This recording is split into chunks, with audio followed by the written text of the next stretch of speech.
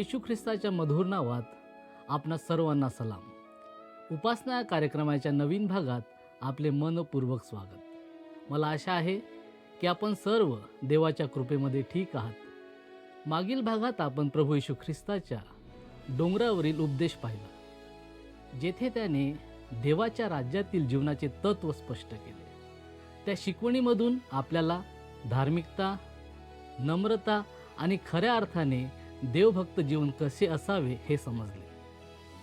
आजच्या भागात आपण त्या शिकवणीनंतर लगेच घडणाऱ्या घटनांकडे पाहणार आहोत. येथे येशू फक्त शिकवत नाही, तर आपल्या सामर्थ्याने चमत्कार करून दाखवतो.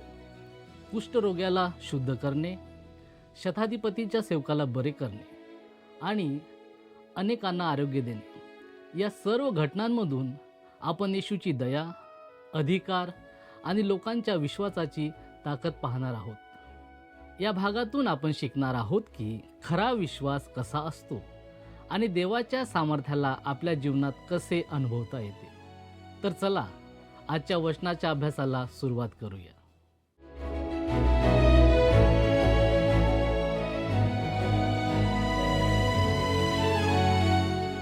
प्रभू येशू ख्रिस्ताच्या मधुर नावात आपणास सलाम. आपणा सर्वांचे उपासना कार्यक्रमामध्ये हार्दिक स्वागत. मागील कार्यक्रमात आपण मत्तय याच्या 7व्या अध्यायापर्यंत अध्ययन संपविले आहे. आज आपण पुढे जात असताना अध्याय 8 याच्या पहिल्या वचनापासून 18व्या वचनापर्यंत अभ्यास करणार आहोत. आज आपण जो विषय हाताळणार आहोत तो येणेप्रमाणे आहे: डोंगरावरील प्रवचनातील नीती तत्वांची अंमलबजावणी करण्याचे सामर्थ्य त्याच्यात आहे, हे येशू सिद्ध करतो. आता आपण या अध्यायाचा परिचय पाहूया. मागील अध्यायात डोंगरावरील प्रवचनाविषयीचा अभ्यास पूर्ण झाला आहे. सर्वांनी मान्य केले आहे की या प्रवचनात जी नैतिकता दिली आहे तितकी उच्च प्रतीची नैतिकता दुसरीकडे कुठेही दिलेली नाही. आता असा प्रश्न पडतो की ही उच्च प्रतीची नैतिकता आपण कशी प्राप्त करून घेऊ शकतो? या प्रश्नाचे उत्तर देण्यासाठी मत्तय अनेक चमत्कार एकत्र मांडतो, जे दाखवतात की ज्याने ही नैतिकता दिली त्याच्याकडे ती पूर्ण करण्याचे सामर्थ्य देखील आहे. आपल्या प्रभूने योहानाचं शुभवर्तमान अध्याय 15 आणि 5 वचनामध्ये विश्वासणाऱ्यांना स्पष्ट सांगितले आहे, माझ्यापासून वेगळे असल्यास तुम्हाला काही करता येत नाही. हे सत्य आपण नेहमी लक्षात ठेवले पाहिजे. आपण स्वतःहून देवाला मान्य होईल असे काहीही निर्माण करू शकत नाही. आज ख्रिस्त पवित्र आत्म्याद्वारे आपल्यामध्ये कार्य करतो आणि जे आपण करू शकत नाही ते आपल्या माध्यमातून पूर्ण करतो. यातून एक महत्त्वाची गोष्ट स्पष्ट होते: मत्तय येशूच्या जीवनाचे चरित्र लिहित नाही किंवा घटनांचा कालक्रम मांडत नाही. तो एक प्रवाह दाखवतो. राजा डोंगरावर गेला, त्याने आपल्या राज्याचे घोषणापत्र सांगितले. आता तो डोंगरावरून खाली उतरतो आणि 12 चमत्कार करतो. यावरून असे दिसते की तो जेव्हा पृथ्वीवर राज्य करेल तेव्हा त्याच्या राज्याच्या नियमांची अंमलबजावणी करण्याचे सामर्थ्य त्याच्याकडे असेल. अगोदर सुचवल्याप्रमाणे डोंगरावरील प्रवचन कदाचित संक्षिप्त स्वरूपात दिले गेले आहे. 1000 वर्षांच्या राज्याच्या काळात आपल्याला त्याचे पूर्ण स्वरूप दिसेल, म्हणजे अजून अनेक गोष्टी प्रत्यक्षात आणल्या जातील. मत्तय अध्याय 8 आणि 9 मध्ये 12 चमत्कार सांगतो. तो सर्व चमत्कार सांगत नाही, पण व्यवस्थित आणि तर्कशुद्ध क्रमाने काही निवडक चमत्कार दाखवतो. या अध्यायातील 6 चमत्कारांकडे आपण लक्ष देऊया. पहिला चमत्कार, कुष्ठरोग्याला बरे करणे. येशू त्याला स्पर्श करतो. हा मानवी रोगांपैकी अत्यंत वाईट रोग आहे. दुसरा, शताधिपतीच्या नोकराला बरे करणे. हे दुरूनच घडते, कोणताही प्रत्यक्ष स्पर्श नाही. तिसरा, पेत्राच्या सासूला बरे करणे. येथेही तो स्पर्श करतो. चौथा, भूते काढणे. तो अलौकिक क्षेत्रात प्रवेश करतो. पाचवा, वादळ आणि समुद्र शांत करणे. यावरून निसर्गावर असलेला त्याचा अधिकार दिसून येतो. सहावा, गदरेकरांच्या देशात 2 भूतग्रस्त लोकांमधून भूते काढणे. आत्मिक जगातील अत्यंत कठीण प्रकरण. राजा या सर्व वेगवेगळ्या क्षेत्रात कार्य करतो आणि मत्तय हे चमत्कार कालक्रमानुसार नव्हे तर तर्कशुद्ध क्रमाने मांडतो. त्याच्या वर्णनात एक स्पष्ट प्रवाह दिसून येतो. आता आपण मूळ शास्त्र भागाकडे वळूया. यावेळेस आपण मत्त्याचं शुभवर्तमान 8वा अध्याय आणि त्याचं पहिलं वचन वाचूया. मग तो डोंगरावरून उतरल्यावर लोकांचे थवे त्याच्या मागे चालले. हे लक्षात घ्या की लोकांचे थवे त्याच्या मागे चालले. तिथे केवळ मोजकेच लोक नव्हते. तो कफर्नहूममध्ये होता, जे त्याचे मुख्यालय होते, आणि मला खात्री आहे की त्यानंतर घडलेला चमत्कार तिथेच घडला असावा. अर्थात त्यामुळे हा प्रश्न उपस्थित होतो की डोंगरावरील प्रवचन देत असताना तो नक्की कुठे होता. मी याविषयीचे अनेक वेगवेगळे सिद्धांत वाचले आहेत, परंतु मला असे वाटत नाही की ते ठिकाण नक्की कोणते होते हे आपल्याला माहीत असणे महत्त्वाचे आहे. आपल्याला असे सांगितले गेले आहे की जेव्हा तो डोंगरावरून खाली आला तेव्हा प्रचंड जनसमुदाय त्याच्या मागोमाग गेला. पहा, जो राजा नैतिक तत्वे स्पष्टपणे मांडण्यास समर्थ आहे, तोच राजा मानवांमध्ये सामर्थ्यासह वावरण्यासही समर्थ आहे का? हा एक महत्त्वाचा प्रश्न आहे. एकदा एका बायबल कॉलेजमधील एक विद्यार्थी खूप कठीण परिस्थितीतून जात होता. तो देखणा आणि लोकप्रिय होता, पण त्याला वाईट संगत लागली होती. शेवटी दारूच्या व्यसनामुळे त्याची परिस्थिती आणखीनच खालावली. पदवीदान समारंभाच्या भाषणात प्राचार्यांनी नेहमीप्रमाणे उच्च आदर्श सांगितले. आपण काय करायला हवे याबद्दल प्रेरणादायी भाषण दिले. नंतर आपल्या खोलीत परतल्यावर तो विद्यार्थी अतिशय खिन्न होऊन आपल्या मित्राला म्हणाला, मला काय केले पाहिजे हे कोणी सांगण्याची गरज नाही. मला ते माहीत आहे, पण ते कसे केले पाहिजे हे सांगण्याची गरज आहे. प्रियांनो, आपल्या सर्वांना नेमक्या याच गोष्टीची गरज आहे, नाही का? आता राजाने त्या नैतिक तत्वांची मांडणी केली आहे, पण त्याच्याकडे तसे सामर्थ्य आहे का? आता आपण येशू एका कुष्ठरोग्याला बरे करतो हा चमत्कार पाहूया. यासाठी आपण मत्त्याचं शुभवर्तमान 8वा अध्याय 2 वचन वाचूया. आणि पहा, एक कुष्ठरोगी त्याच्याकडे आला व त्याच्या पाया पडून त्याला म्हणाला, प्रभुजी, आपली इच्छा असली तर मला शुद्ध करण्यास आपण समर्थ आहात. हे लक्षात घ्या की येशू डोंगरावरील उच्च शिक्षण दिल्यानंतर आता एकदम तळागाळातील लोकांपर्यंत पोहोचला आहे. पवित्र शास्त्रात कुष्ठरोग हा पापाचे प्रतीक मानला जातो आणि तो असाध्य व अत्यंत घृणास्पद रोग होता. जेव्हा हा कुष्ठरोगी येशूकडे आला तेव्हा त्याने आपण मला शुद्ध करू शकाल का असे विचारले नाही. त्याचा विश्वास होता की येशू त्याला बरे करण्यास समर्थ आहे. त्याने ख्रिस्ताचे प्रभुत्व मान्य करून म्हटले, आपली इच्छा असली तर मला शुद्ध करण्यास आपण समर्थ आहात. पहा, आपण जे मागतो ते नेहमी प्रभूच्या इच्छेनुसार असतेच असे नाही, पण जर ती त्याची इच्छा असेल तर तो ते करू शकतो. म्हणून प्रथम देवाची इच्छा असणे अत्यंत महत्त्वाचे आहे. हे मान्य करणे सोपे नसते. अनेकदा आपण म्हणतो, प्रभू, माझी अशी इच्छा आहे की तू हे करावेस.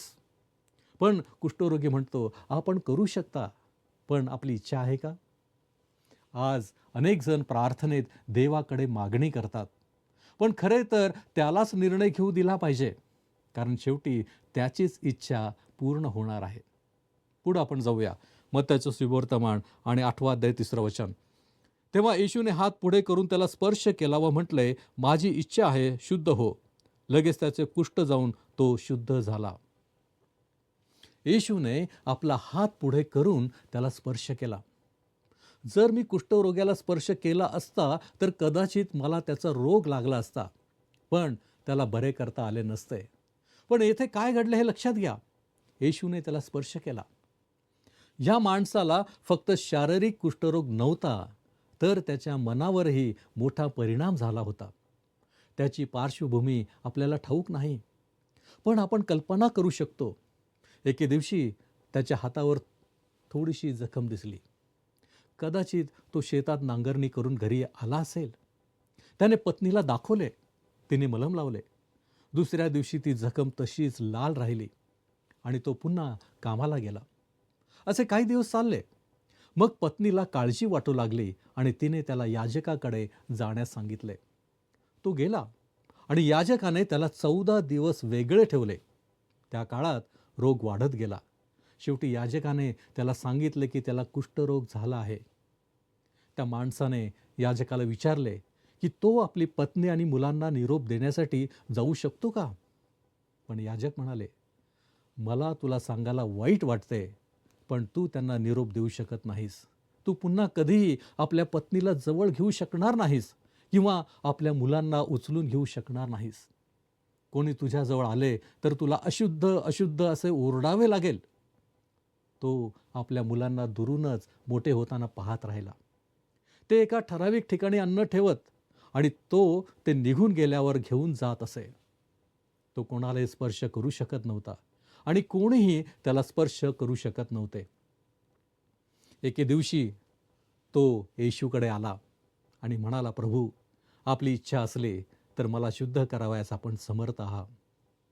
तेव्हा प्रभू येशूने काय केले? त्याने त्याला स्पर्श केला. हा स्पर्श त्या माणसासाठी अत्यंत अद्भुत अनुभव होता.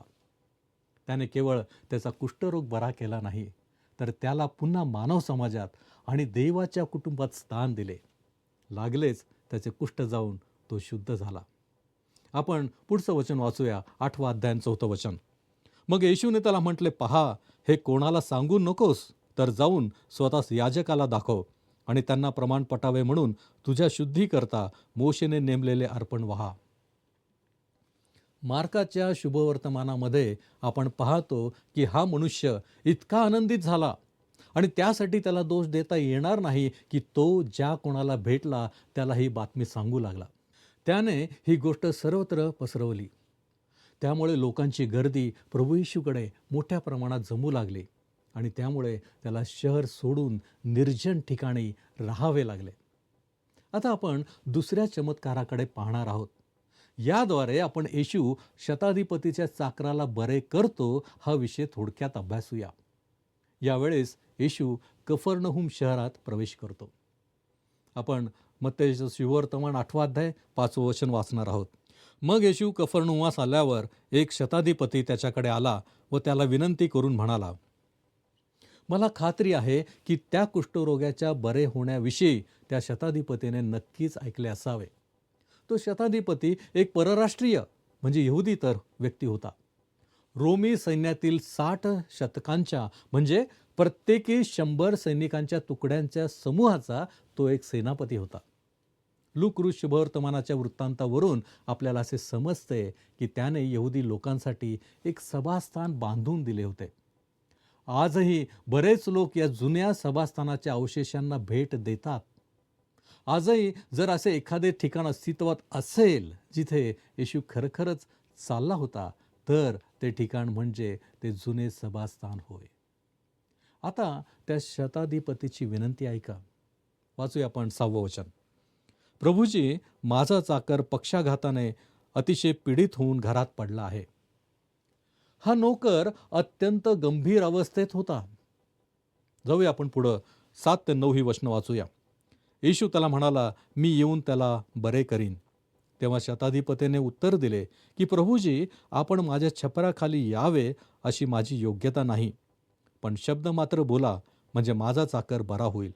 कारण मी ही ताबेदार मनुष्य आहे आणि माझ्या हाताखाली शिपाई असून मी एकाला जा म्हटले की तो जातो, दुसऱ्याला ये म्हटले की तो येतो आणि माझ्या दासाला अमुक कर म्हटले की तो ते करतो. तो शताधिपती अशा पदावर होता जिथे त्याला अधिकाराची जाणीव होती. त्याने रोमी गणवेश परिधान केला होता आणि तो आपल्या हाताखालील सैनिकाला हे कर असे सांगू शकत असे आणि तो सैनिक तसे करत असे. असे असण्याचे कारण काय असेल? कारण त्याच्याकडे अधिकार होता. यालाच सामर्थ्य म्हणतात. त्याने येशूकडे पाहिले आणि म्हटले, तुझ्याकडे तो अधिकार आहे. येशूकडे शारीरिक व्याधींवर तसाच प्रकारचा अधिकार आहे हे त्याने ओळखले. 8वं अध्याय आणि 10वं वचन आपण वाचूया. हे ऐकून येशूला आश्चर्य वाटले व आपल्या मागे येत असलेल्या लोकांना तो म्हणाला, मी तुम्हाला खचित सांगतो, एवढा विश्वास मला इस्रायलात आढळला नाही. असे नमूद केले आहे की 2 प्रसंगी प्रभू येशू ख्रिस्त आश्चर्यचकित झाला. एक प्रसंग होता इस्रायलाच्या अविश्वासाबद्दलचा आणि दुसरा होता या परराष्ट्रीय शताधिपतीने दाखवलेल्या विश्वासाबद्दलचा. आता आपण मत्तयाचं शुभवर्तमान 8 अध्याय 11 हे वचन वाचणार आहोत. मी तुम्हाला सांगतो की पूर्वेकडून व पश्चिमेकडून पुष्कळ जण येतील आणि स्वर्गाच्या राज्यात अब्राहम, इसाक व याकोब यांच्या पंक्तीस बसतील. हे विशेष लक्षवेधी आहे की त्याने असे म्हटले की पूर्वेकडून व पश्चिमेकडून पुष्कळ जण येतील.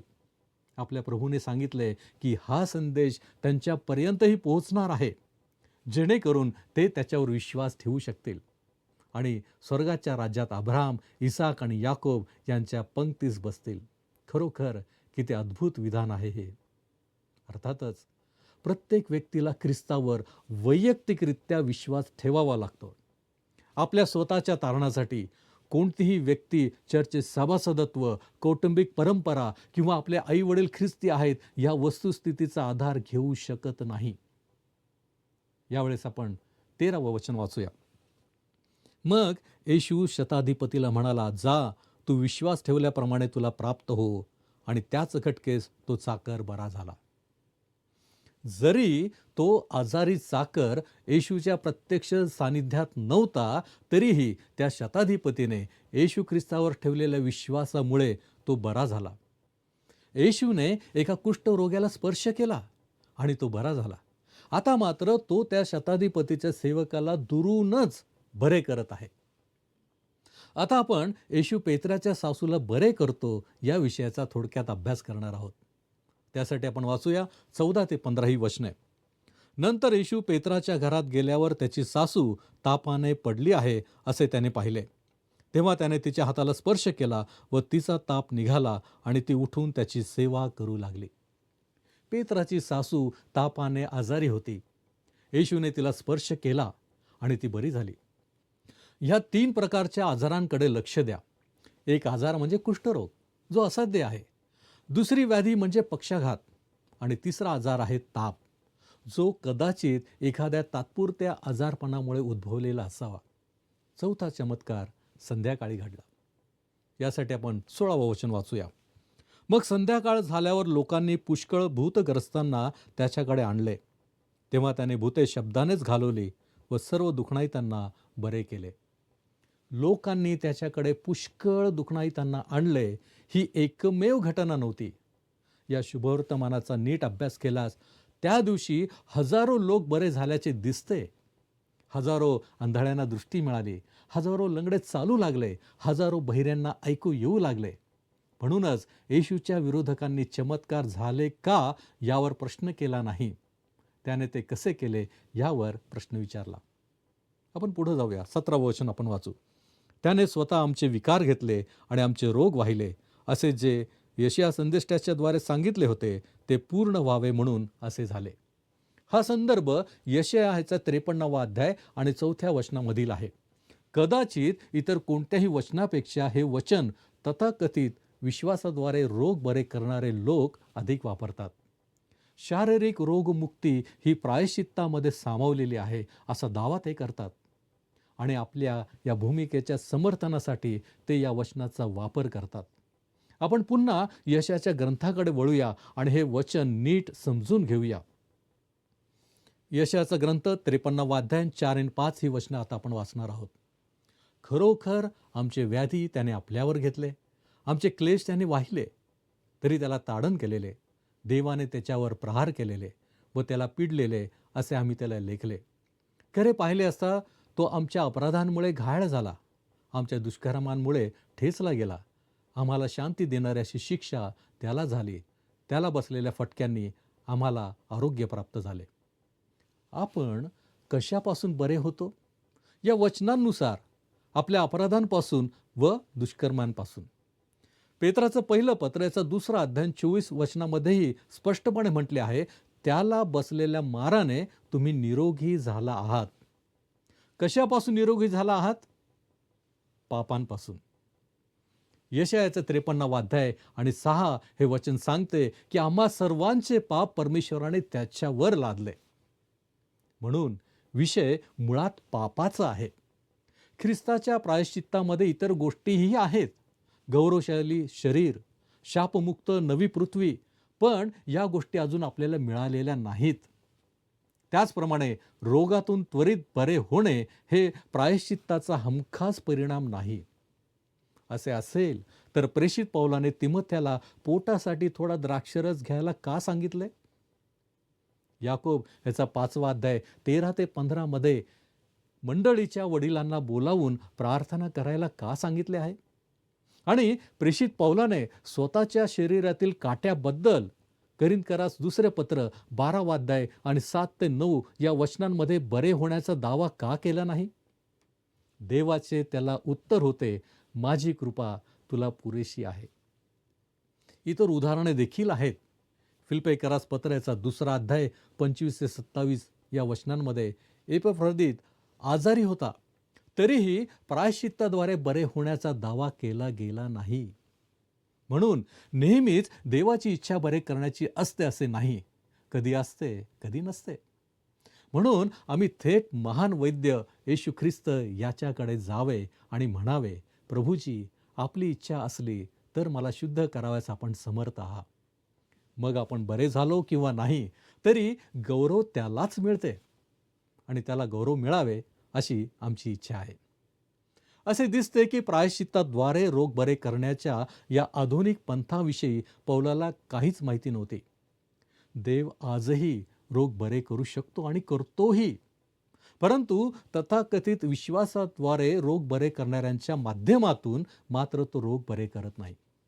पुढे आपण जाऊया 18व्या वचनाकडे. मग येशूने आपल्या सभोवती लोकसमुदाय आहे असे पाहून त्यांना पलीकडे जाण्याची आज्ञा केली. त्याच्या सभोवती जमलेल्या लोकांच्या प्रचंड जनसमुदायाकडे लक्ष द्या. खरोखरच त्याने हजारो दुखणाईतांना बरे केले होते आणि केवळ शास्त्रामध्ये नोंदवलेल्या त्या मोजक्याच व्यक्तींना नव्हे. योहानाने आपल्या शुभवर्तमानात या वस्तुस्थितीला दुजोरा दिला आहे. योहानाचं शुभवर्तमान 20वा अध्याय आणि 30 ते 31 मध्ये तो लिहितो, या पुस्तकात लिहिली नाहीत अशी दुसरीही पुष्कळ चिन्हे येशूने आपल्या शिष्यांदेखत केली. येशू हा देवाचा पुत्र ख्रिस्त आहे असा तुम्ही विश्वास ठेवावा आणि विश्वास ठेवून तुम्हाला त्याच्या नावाने जीवन प्राप्त व्हावे म्हणून ही लिहिली आहे. प्रियांनो, हे खरे आहे की आमचा विश्वास वाढावा आणि आम्हाला येशूच्या नावाने जीवन प्राप्त व्हावे ही देवाची इच्छा आहे. यावर आम्ही कधी विचार केला आहे काय? आता आपण येथे थांबू आणि उर्वरित वचनांचा अभ्यास आपण पुढील कार्यक्रमात करू. आपण प्रार्थना करूया. आमच्यावरती प्रीती करणाऱ्या आमच्या महान प्रेमळ परमेश्वरा, आम्ही तुझ्या नावाला धन्यवाद देतो, तुझी स्तुती करतो यासाठी की प्रभूजी तू आजही आमच्या जीवनामध्ये चमत्कार करीत आहेस. होय प्रभूजी, आम्ही या जिवंतांच्या भूमीवरती आम्ही जिवंत आहोत, हा देखील आमच्यासाठी एक चमत्कार आहे. होय प्रभूजी, आणि म्हणूनच आम्ही तुझ्यावरती विसंबून राहण्याचा प्रयत्न करीत आहोत. प्रभूजी, आम्ही तुला अधिकाधिक जाणण्याचा, ओळखण्याचा प्रयत्न करीत आहोत. आणि म्हणूनच प्रभूजी, तुझ्या वचनांच्याद्वारे ज्या ज्या गोष्टी तू आम्हाला शिकवतोस त्याबद्दल आम्ही तुझे मनापासून आभार मानतो. या गोष्टींकडे आम्ही योग्य रीतीनं लक्ष द्यावं, त्या गोष्टी आम्ही आत्मसात कराव्यात, स्वीकाराव्यात आणि प्रभूजी आमचं जीवन त्याच्याद्वारे बदलून जावं म्हणून आम्ही स्वतःला तुझ्या पवित्र हातामध्ये सोपितो. तारणारा प्रभू येशू ख्रिस्त याच्या गौरवी नावात ही प्रार्थना केली आहे म्हणून तू ऐक. आमेन. प्रभूची कृपा आपणाबरोबर सदैव असो.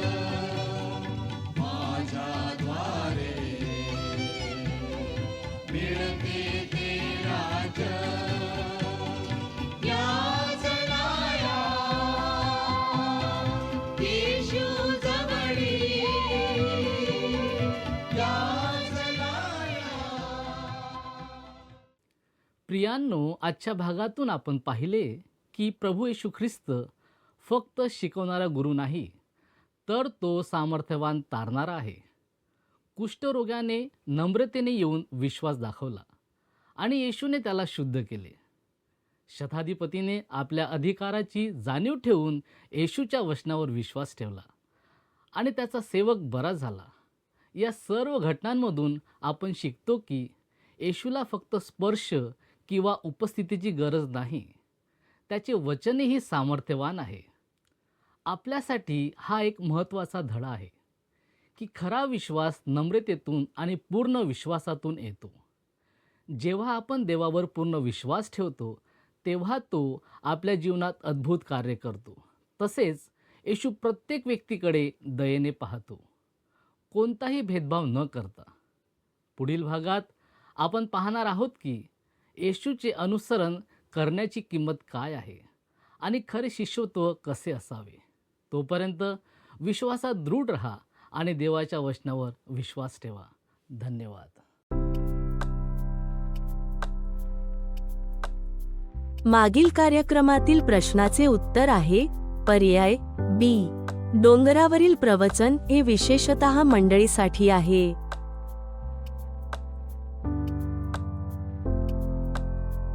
आजचा प्रश्न, माझी इच्छा आहे शुद्ध हो, असे येशूने कोणाला म्हटले?